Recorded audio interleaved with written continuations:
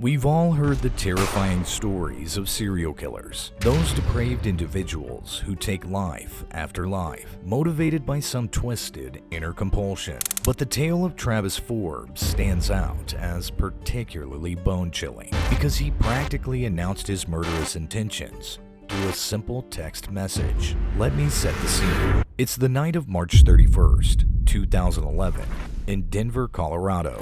19-year-old Kenia Monge is out with two of her girlfriends, enjoying a night of dancing and drinks at the 24K bar with her fake ID. Bubbly and full of life, this hardworking student had no idea that in mere hours, a monster will cross her path. The evening wore on, and by around 11 p.m., her words had become slurred, her steps unsteady, as the alcohol coursed through her frame. The bouncers took notice of her inebriated state and made the decision to escort her out at around 1 a.m. A young man who had been accompanying Kenia that night was also asked to leave. In her condition, Kenia failed to gather her purse, car keys, and phone, leaving them abandoned on a table inside the bar. The next day, on April 1st, Kenia's family members noticed that she was missing. Her friend gave all her belongings, including her phone, to her stepfather, who filed a missing persons report for her at around 9:40 a.m. Investigations began, and this is what they found.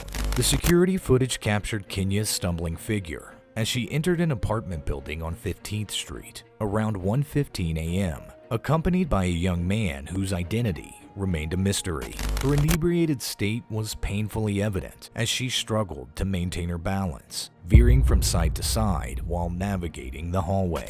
Just a few minutes later, the cameras recorded her exit the building.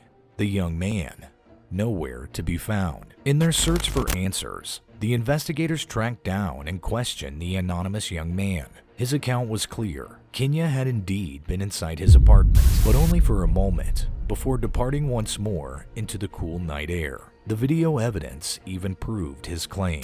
The night grew, and around 2:04 a.m., security cameras captured Kenia walking by herself toward a nearby hotel just a block away. The police believe she likely entered the hotel to use the restroom, a reasonable assumption for a young woman who had consumed too much alcohol that evening. However, the footage provided no evidence of Kenia exiting the building after that point. It was as if she had vanished into thin air, leaving the investigators with a frustrating dead end in their search for answers. Where could she have gone after entering that hotel? The cameras offered no clues, and Kenia's trail went suddenly cold. However, her stepfather Tony Lee sees a chilling text message from an unknown number on Kenia's phone. It said, "This is Travis, who was the one who gave her a ride that night she disappeared in a white, creepy van, and asked if she got home okay." It didn't take long for the police to find out that this message was sent by Travis Forbes. On the night she disappeared,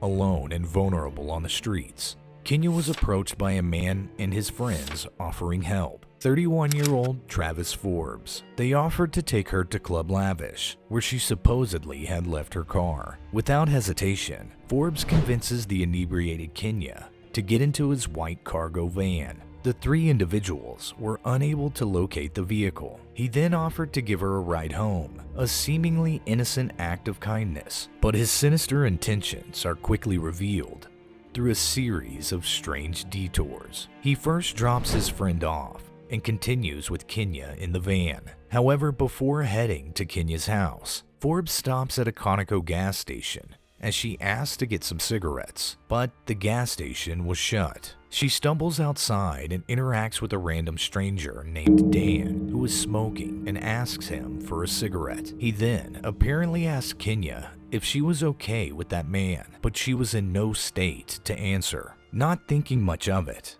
he left her with Dan and went to his girlfriend's place, where he left for work the next morning at 8:30 a.m. 5 days after Kenia's mysterious disappearance, the Denver Police Department summoned Travis Forbes for a formal interrogation. With a strange calmness, he recounted the same narrative he said previously: a chance encounter with Kenia, offering her a ride, and her departure with a stranger named Dan. According to Travis, He had then proceeded to his girlfriend Carrie Humphrey's residence, arriving sometime between 3 and 3:30 in the morning, before leaving for work at his bakery job around 8:30 a.m. Seeking to corroborate his account, the investigators reached out to Carrie herself. Her testimony aligned with Travis's alibi, yet despite this evidence, a nagging sense of doubt lingered in the minds of the detectives. There was something about Travis Forbes that didn't sit right, that prompted them to dig deeper into his story. The gas station that Travis said they stopped to look for cigarettes was clearly closed at that late hour. The whole place was dark with no lights on. No one would have pulled in there thinking it was open for business. More troubling evidence came from Travis's workplace, which provided surveillance footage to the police from April 1st. The cameras captured Travis acting very strangely that day. The video showed him rolling a large cooler into a freezer and also carrying a rolled-up carpet from his van inside. He was seen handling a bottle of bleach, too. At one point, Travis was spotted in an office area wearing yellow rubber gloves. Even more suspicious, he was caught disabling or turning off the bakery's camera system. On April 6th, the investigators looked at data from Travis's cell phone. They discovered that his phone was nowhere near Carrie Humphrey's home between 3 a.m. and 8 a.m. on April 1st. The police spoke to Carrie again on April 26th. At first, she repeated the same story, backing up Travis's alibi, but investigators told Carrie they knew she was lying. Finally, she changed her story. Carrie admitted that Travis had asked her to lie and say he was at her home that night, even though he wasn't. She had gone along with it, without questioning why he wanted her to provide a false alibi. Travis then offered an explanation for asking Carrie to lie. He said he had actually been sleeping in his van that night. He claimed it would look bad for him to not have an alibi, since a woman went missing in that area. Later, Travis gave yet another story, saying he was out on a marijuana run during the time Kenia disappeared. With Travis constantly changing his story and Carrie admitting to lying for him initially, the investigators' suspicions about his involvement in Kenia's disappearance grew even stronger. On May 4th, they arrested him in Austin, Texas, but it was on the lesser charge of auto theft suspicion. When questioned again, Travis continued denying any involvement in what happened to Kenia. Shockingly, he was released after the auto thief victim declined to press charges against him. This proved to be a terrible mistake. Just 2 months later, on July 5th, 2011, Travis violently attacked a woman named Lydia Tillman and even set her apartment on fire. Lydia survived, but was severely injured and had to spend 5 weeks in a medically induced coma. Police found Travis's DNA on Lydia and sent it to a lab for analysis. As they waited for the results, they grew increasingly nervous about what Travis's next move might be. Then on July 10th, police stopped Travis walking down a street and tried questioning him. Incredibly, he gave them the alias Travis Kennedy. The police let him go temporarily, but soon witnessed Travis following an intoxicated woman through a poorly lit neighborhood. Fearing he might strike again, they made the decision to rearrest him. Just as Travis Forbes was about to be released on bail again, the DNA evidence from the attack on Lydia Tillman came back as a match to him. With these upgraded charges against him, the police took the opportunity to question Travis again about the murder of Kenia Monge. In an unexpected twist, Travis said he would confess only if the police offered him the option of not suffering the death penalty. The offer was given to him, and the deal had been made. He told the cops that on that fateful night of April 1st, he admitted to picking her up, driving her to the park, and then cruelly strangling her to death with his bare hands. Travis even showed the investigators the remote location in Weld County where he had buried Kenia's body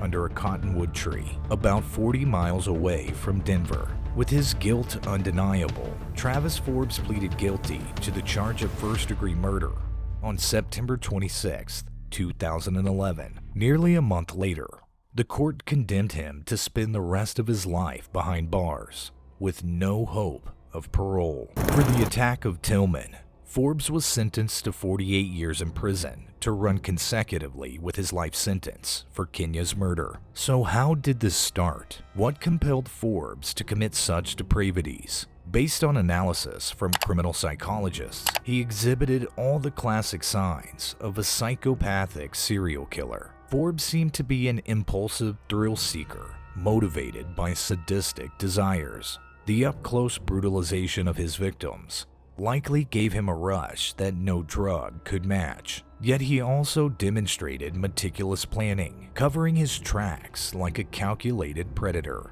In the words of one psychologist, it's almost like he was designed to be a killing machine, a cold-blooded monster wearing a disturbingly friendly disguise. While cases like this are endlessly disturbing, the story of Kenia Monge and Lydia Tillman offers a powerful lesson. In the end, the real tragedy was not that the world contained someone as evil as Travis Forbes. It's that he temporarily extinguished the bright lights of two young promising souls before one of them definitely glowed again, stronger than ever before.